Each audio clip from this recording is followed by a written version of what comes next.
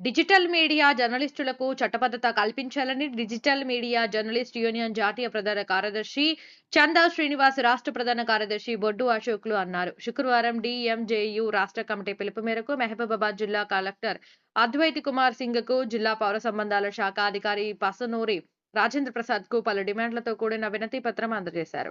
ఈ సందర్భంగా జాతీయ ప్రధాన కార్యదర్శి చందా శ్రీనివాస్, రాష్ట్ర ప్రధాన కార్యదర్శి బొడ్డు అశోక్ మాట్లాడుతూ డిజిటల్ మీడియా జర్నలిస్టులకు సామాజిక భద్రత కొరవడిందని ఆవేదన చెందారు. అంతేకాకుండా ప్రభుత్వం నుండి ఆదరణ కూడా కరువైందని, ఇప్పుడున్న పరిస్థితుల రీత్యా డిజిటల్ మీడియా జర్నలిస్టులు వార్తలను సేకరించి అప్పటికప్పుడు క్షణాలలో డిజిటల్ మీడియా ద్వారా ప్రజలకు సమాచారాన్ని చేరవేరుస్తున్నారని గుర్తు చేశారు.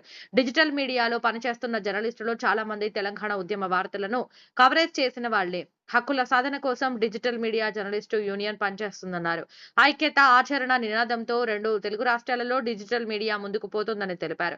కాబట్టి ప్రభుత్వం డిజిటల్ మీడియాకు చట్టబద్ధత కల్పించాలని విజ్ఞప్తి చేశారు. డిజిటల్ మీడియాలో పనిచేస్తున్న వారిని జర్నలిస్టులుగా గుర్తించాలన్నారు.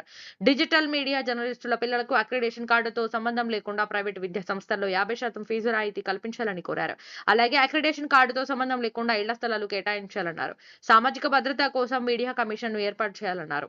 పైన తెలిపిన తదితర డిమాండ్ల సాధన కోసం డిజిటల్ మీడియా జర్నలిస్ట్ యూనియన్ కృషి చేస్తుందని, సమస్యలను వెంటనే పరిష్కరించాలని డిమాండ్ చేశారు.